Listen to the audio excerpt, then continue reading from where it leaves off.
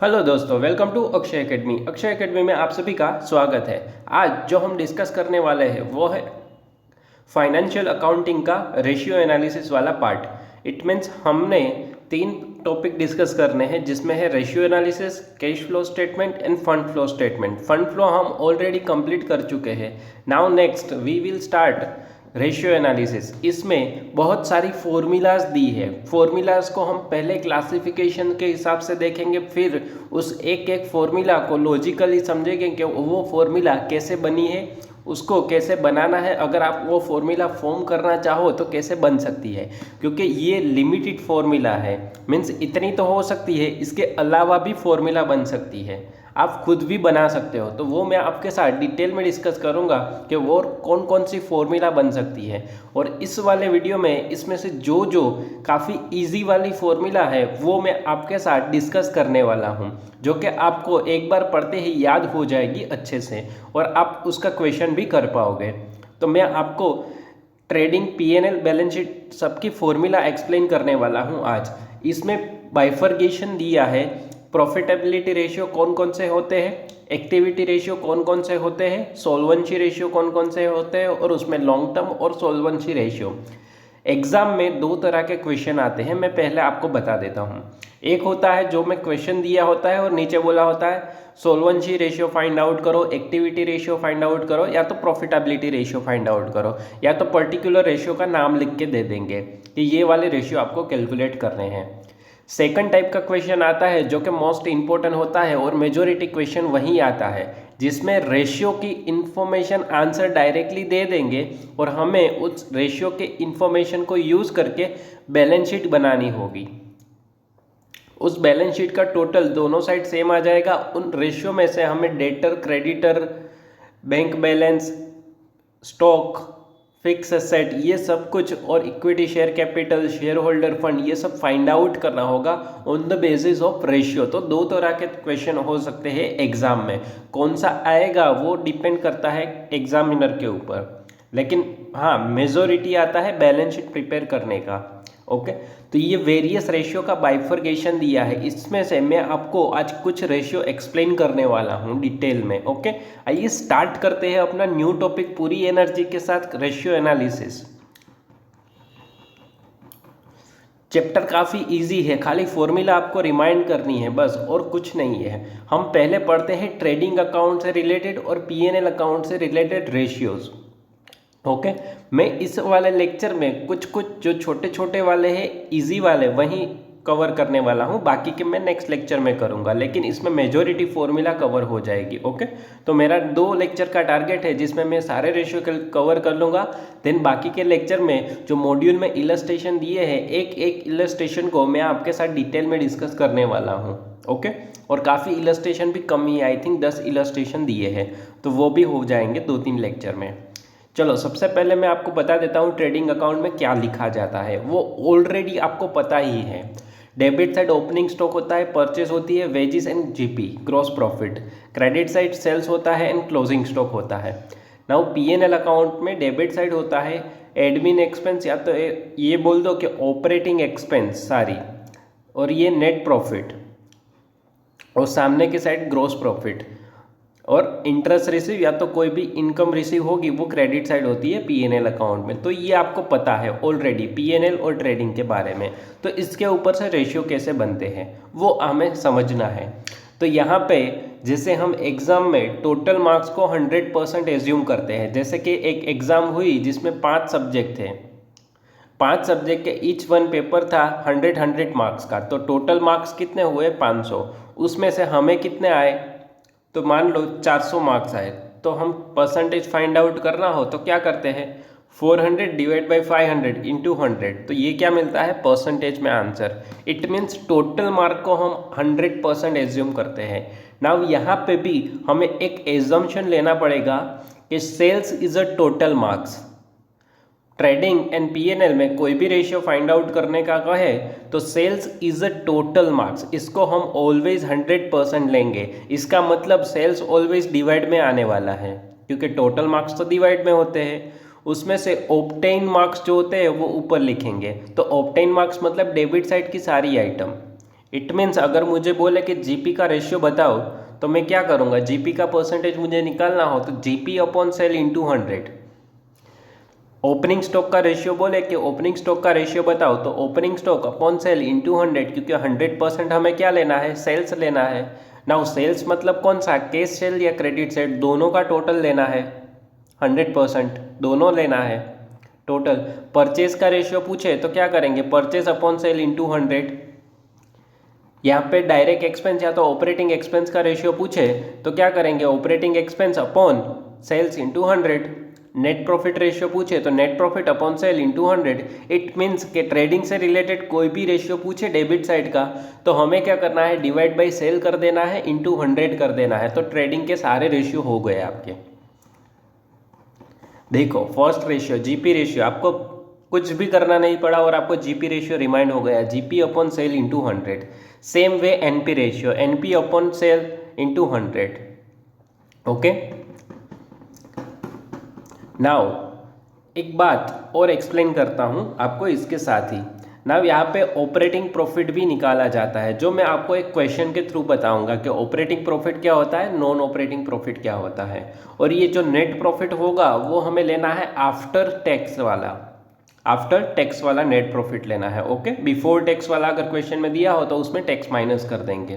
तो ये दो रेशियो तो आपको जल्दी में याद रह गए। नाउ थर्ड रेशियो, या तो ये कह दो कि एक्सपेंस रेशियो, एक्सपेंस रेशियो निकालना हो तो हम क्या करेंगे, एक्सपेंस जितनी भी दी है उसका टोटल अपॉन सेल इंटू 100। तो ये छोटे छोटे रेशियो है जो कि आप खुद बना सकते हो। डेप्रिसिएशन रेशियो पूछे तो डेप्रिसिएशन अपॉन सेल इंटू 100 हो जाएगा। Okay, now operating ratio, operating expense ratio है तो operating ratio, COGS plus operating expense upon sale into 100। Now यहाँ पे ट्रेडिंग एंड PNL को दोनों को मर्ज करके पूछा है ऑपरेटिंग रेशियो में। नाउ COGS का मतलब होता है cost of goods sold.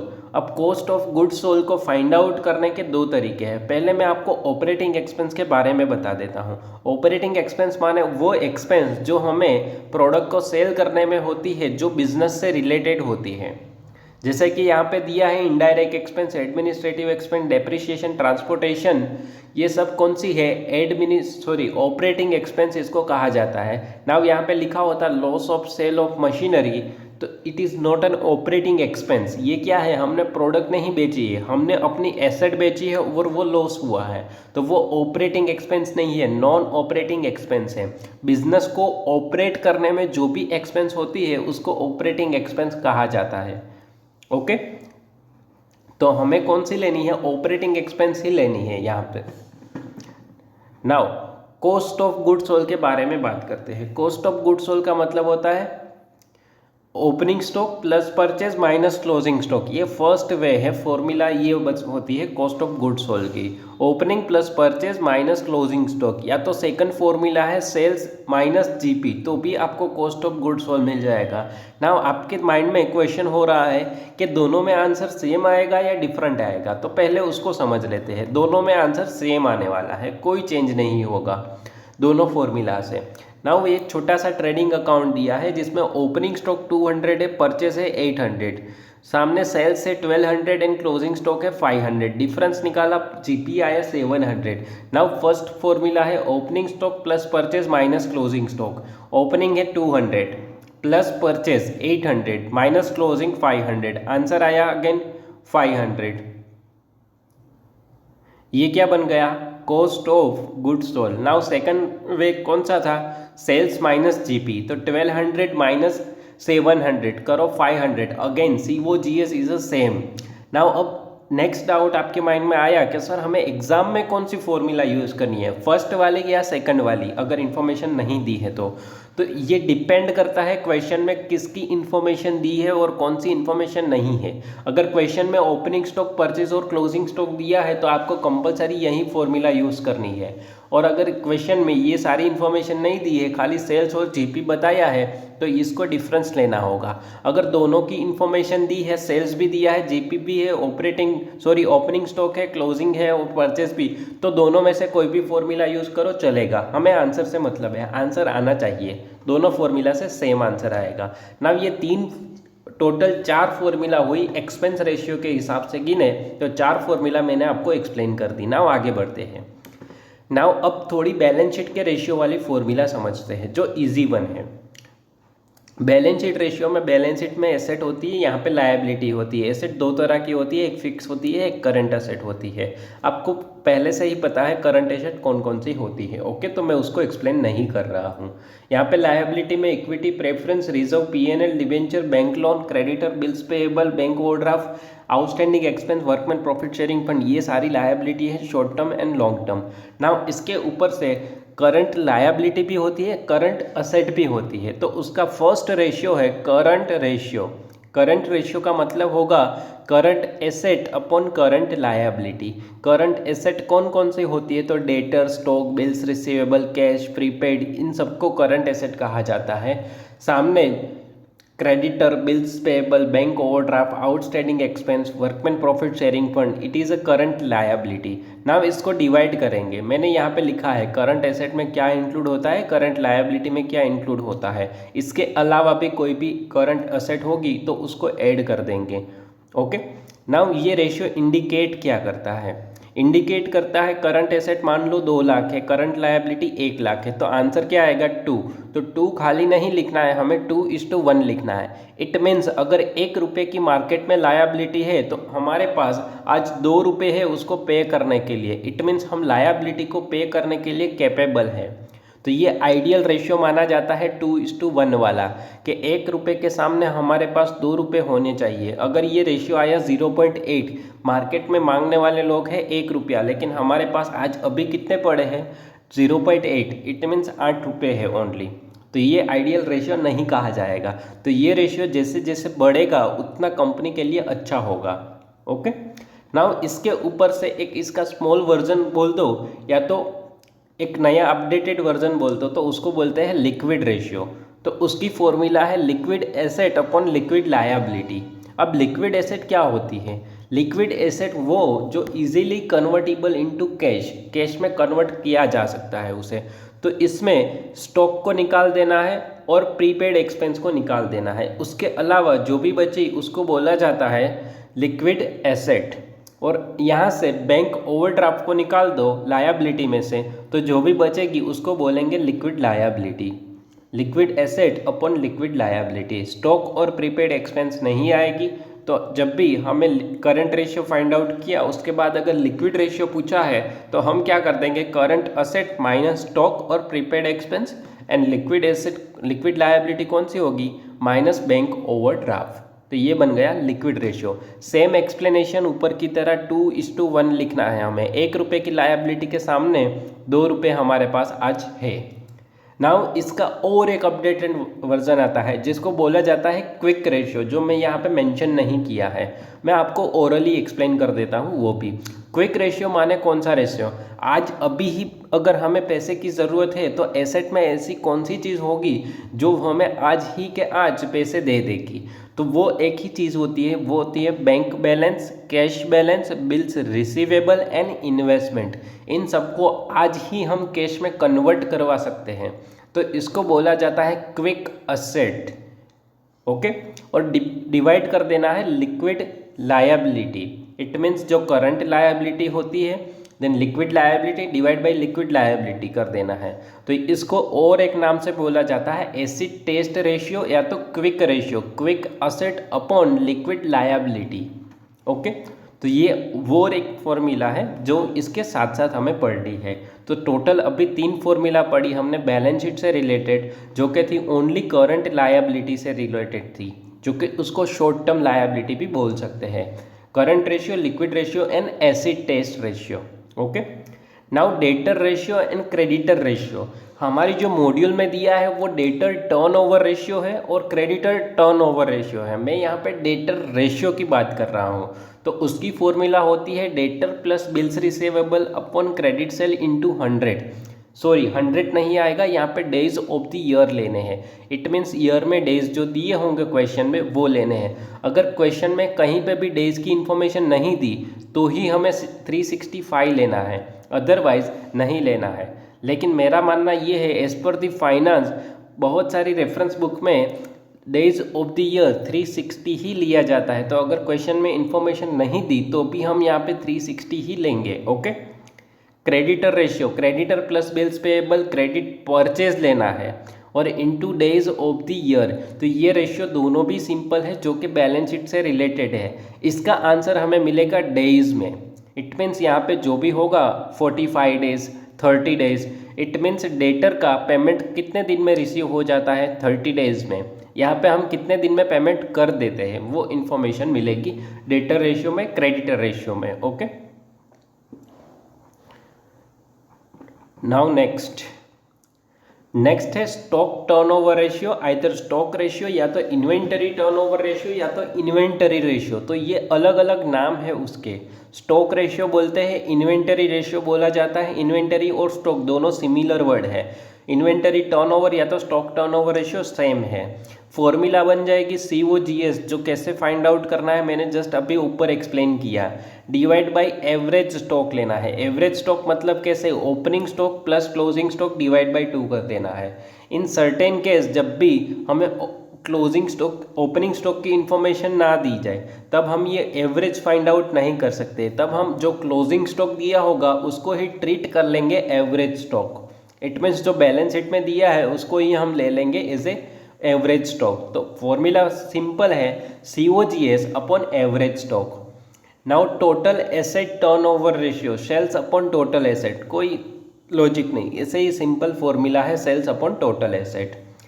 Next आती है प्रोप्राइटरी रेशियो या तो ओनर रेशियो, ओनरशिप रेशियो, जो भी नाम से आप बुला सकते हो, ओनरशिप रेशियो या तो प्रोप्राइटर रेशियो। फॉर्मूला है proprietor fund upon total real asset. अब टोटल रियल एसेट मतलब कौन सी, तो कि फिक्टिटियस एसेट के अलावा। इट मीन्स गुडविल और प्रिलिमिनरी एक्सपेंस या तो डिबेंचर डिस्काउंट जो एसेट साइड दिया जाता है वो नहीं, टोटल रियल एसेट लेनी है यहाँ पे। ओके। यहाँ पे लिखा है टोटल रियल एसेट, तो total asset minus fictitious asset या तो गुडविल और तब प्रिलिमिनरी एक्सपेंस। और प्रोप्राइटरी फंड मतलब ओनरशिप फंड या तो शेयर होल्डर फंड भी आप बोल सकते हो। उसमें इंक्लूड क्या क्या होता है, equity share capital, preference share capital, reserve and surplus, PNL account minus fictitious asset अगर दी है तो उसको माइनस कर देना है। तो इसको प्रोप्राइटर फंड या तो share holder fund, ownership fund इसको कहा जाता है। ओके। इट मीन्स जो टोटल एसेट होती है अगर 100 रुपीज़ की तो उसमें प्रोप्राइटर का फंड कितना है, मान लो यहाँ पे 60 रुपीज़ है, तो टोटल रियल एसेट में 60% part is a proprietor, it means owner का है। Working capital turnover ratio, working capital मतलब sales upon net working capital. Simple formula, working capital find out करना, current asset minus current liability. Okay.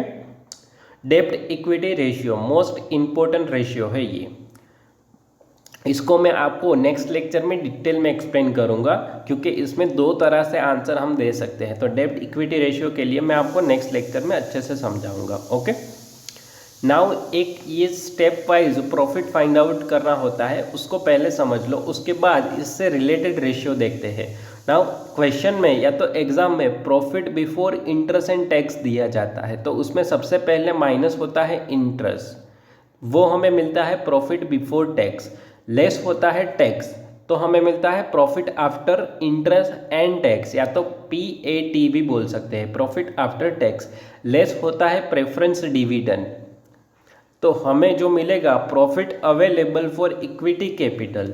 Now first से मैं आपको explain करना चाहूँ तो जो भी टोटल शेयर होल्डर होते हैं, total share holder plus bank, उन सभी के लिए प्रॉफिट होता है ये वाला, means profit before interest and tax. Share holder में कौन किसकी बात कर रहा हूँ पहले समझा देता हूँ। मैं बात कर रहा हूँ कैपिटल एम्प्लॉयड की।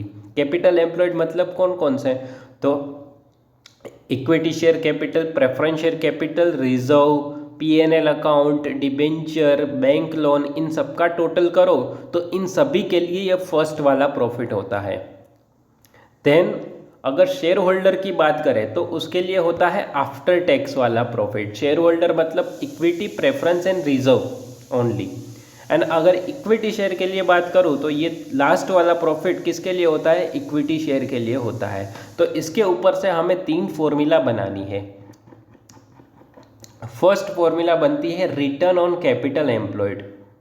तो उसमें लेना है net profit before interest and tax, मतलब स्टार्टिंग वाला जो प्रॉफिट होता है सबके लिए। तो कैपिटल एम्प्लॉयड मतलब कौन कौन, शेयर कैपिटल दोनों आ जाएगी, equity and preference plus reserve PNL भी आ जाएगा, and long term liability.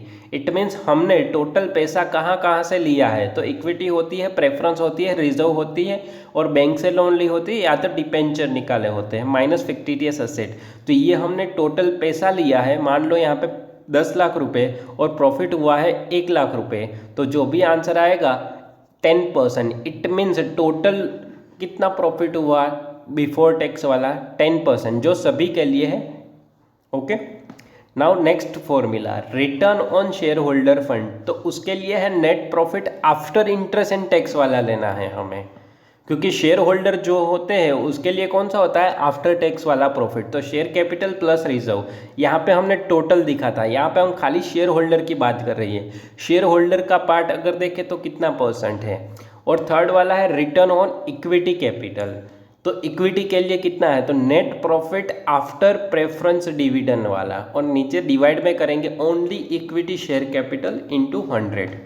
Okay, और ईपीएस निकालना हो तो ईपीएस का मतलब, तो जो लास्ट वाला प्रॉफिट आया नेट प्रॉफिट आफ्टर टैक्स, तो वही लेंगे यहाँ पे net profit after preference dividend divide by number of equity share, तो हमें मिलेगा अर्निंग पर शेयर। ओके, तो ये कुछ फॉर्मूला थी। नाउ एक क्वेश्चन करते हैं मॉड्यूल का। अभी तक हमने जो भी फॉर्मूला की उसमें से कुछ फॉर्मूला यहाँ पे दी है, तो उसको हम कैलकुलेट करेंगे और उसका आंसर समझेंगे मॉड्यूल में से ही। ओके, नाउ ये पीएनएल अकाउंट की इन्फॉर्मेशन दी है, यहाँ पे बैलेंस शीट की इन्फॉर्मेशन दी है। फाइंड आउट करने के लिए हमें बोला है GP ratio, overall profitability ratio, current ratio, डेब्ट इक्विटी रेशियो। डेब्ट इक्विटी रेशियो मैं आपको नेक्स्ट लेक्चर में डिटेल में एक्सप्लेन करूंगा। Stock turnover ratio, finish good turnover ratio and liquid ratio. Now यहाँ पे इजी वन दो है, उसको हम पहले कैलकुलेट कर लेते हैं, वो है current ratio and liquid ratio, जिसमें बैलेंस शीट में से ही इंफॉर्मेशन हमें उठानी है। नाउ कौन कौन सी करंट एसेट है, देखो stock of raw material, stock of finish good, bank balance and debtor, इन सबको कहा जाता है करंट एसेट। इन सबका टोटल हो जाएगा कितना होगा, 1 + 2 + 3 और 4 लाख, 4 लाख रुपए की करंट एसेट है, divide by current liability. Current liability 2 है, 1,50,000। करंट रेशियो का आंसर मिल गया, 4 lakh divide by 1,50,000। Now second हमें बोला है फाइंड आउट करो लिक्विड रेशियो। लिक्विड में हम स्टॉक को नहीं लेते हैं, स्टॉक और प्रीपेड को माइनस कर देंगे, तो यहाँ पे 2 बचेंगे, बैलेंस 1,50,000 और डिवाइड बाई कर देंगे 150। तो यहाँ पे आंसर अगर आप देखो तो आपको आंसर कितना मिला, पहले बोला current ratio 4 lakh divide by 1,50,000, 2.67 time /1 भी लिखो या तो टाइम लिखो तो भी चलेगा। Liquid ratio 1,50,000 divide by 1,50,000, 1 rupees. It means 1 रुपये की लायबिलिटी के सामने 1 रुपया एसेट का है। ओके, यहाँ पे देख सकते हो आप, 2 चीज़ें माइनस करी है, इन्वेंटरी और प्रीपेड एक्सपेंस। इन्वेंटरी मतलब स्टॉक, और यहाँ पे बैंक ओवरड्राफ्ट और कैश क्रेडिट। नाउ नेक्स्ट, ये 2 रेशियो हमने आंसर कर दिए। नाउ आंसर करते हैं नेक्स्ट, बाकी जो बचे, बाकी कौन कौन सा बचा है। करंट रेशियो हो गया, ये हो गया, stock turnover, finish good turnover, GP ratio, overall profitability ratio. Okay, इन सब के लिए पहले ये सब रिलेटेड है पीएनएल अकाउंट से, तो मैं पीएनएल अकाउंट को आपको पहले एक्सप्लेन करता हूँ।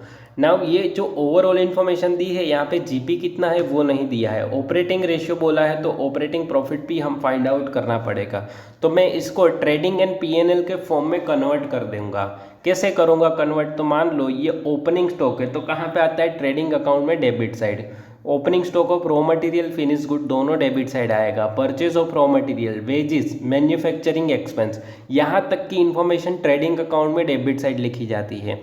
सामने से सेल्स, क्लोजिंग स्टॉक दोनों जो भी है वो होता है ट्रेडिंग अकाउंट में क्रेडिट साइड। इन सब का डिफरेंस निकलेगा, इसको मिलेगा हमें जीपी, देन उसको ट्रांसफ़र किया जाएगा पीएनएल अकाउंट में, और पीएनएल अकाउंट में डेबिट साइड आएगी एडमिनिस्ट्रेटिव एक्सपेंस, सेलिंग एक्सपेंस।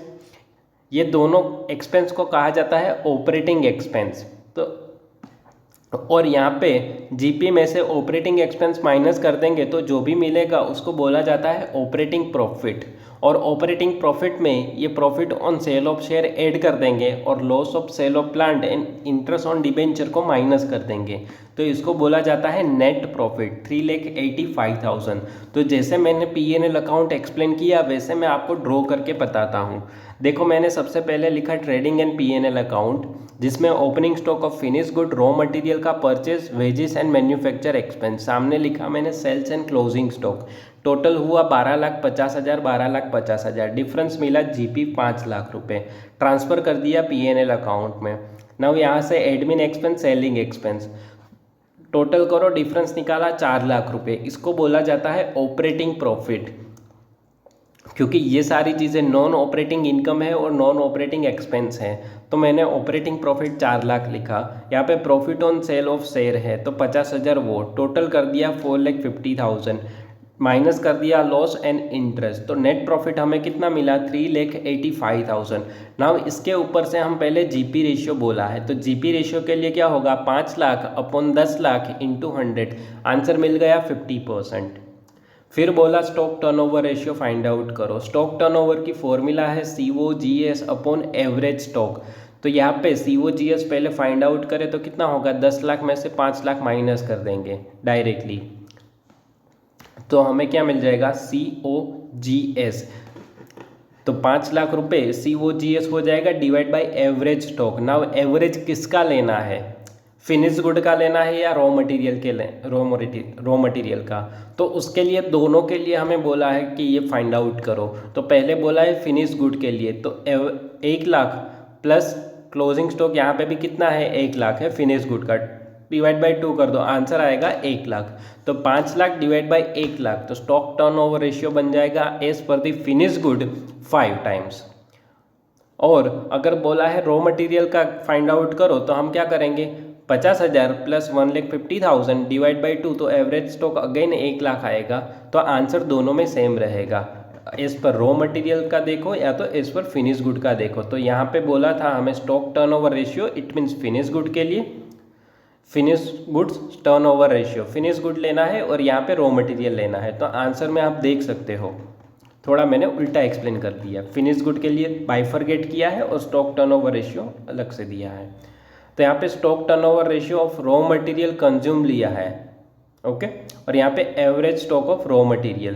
तो एवरेज कैसे आया, 50,000 प्लस 1,50,000 डिवाइड बाई 2, और यहाँ पे सॉरी मैंने गलत एक्सप्लेन किया है, जो स्टॉक टर्नओवर रेशियो है वहाँ पे COGS, तब फिनिश गुड के लिए आता है COGS, और रॉ मटेरियल के लिए हमें लेना होगा raw material consume, raw material कितना कंज्यूम हुआ है वो, ओके।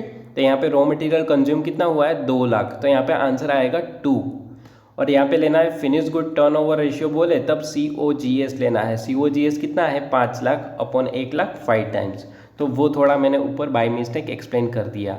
नाउ अब कौन सा रेशियो बचा, तो बचा है ओवरऑल प्रॉफिटेबिलिटी रेशियो। तो उसकी फॉर्मूला होती है operating profit upon capital employed into 100। तो कैपिटल एम्प्लॉयड कितने हैं, तो उसके लिए कैलकुलेशन पे आप देखो कैपिटल एम्प्लॉयड किसको बोला जाता है, मैंने जस्ट अभी आपको एक्सप्लेन किया है, equity share capital, preference share capital, reserve and debenture या तो बैंक लोन, इन सबको कहा जाता है कैपिटल एम्प्लॉयड। इन सबका टोटल करो, आंसर मिलेगा 5 लाख, ओके। और ऑपरेटिंग प्रॉफिट हमने अभी जस्ट फाइंड आउट किया 4 लाख रुपए, तो 4 lakh divide by 5 lakh into 100 कर दो, आंसर मिलेगा 80%।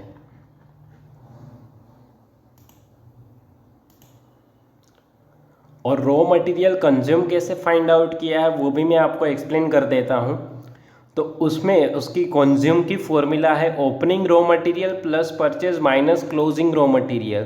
तो ओपनिंग में देखो आप 50,000 है, परचेज किया है 3 लाख और माइनस कर देंगे क्लोजिंग का 150, तो आंसर मिलेगा 2 lakh is a consumption during the year, okay ना। ये थी सारी रेशियो की हमने आंसर कर दी, और भी हमने एक्स्ट्रा जो रेशियो पढ़े हैं उसकी आगे कैसे यूज़ करना है उसको मैं डिटेल में डिस्कस करूँगा इसके बाद वाले इलस्ट्रेशन में, ओके।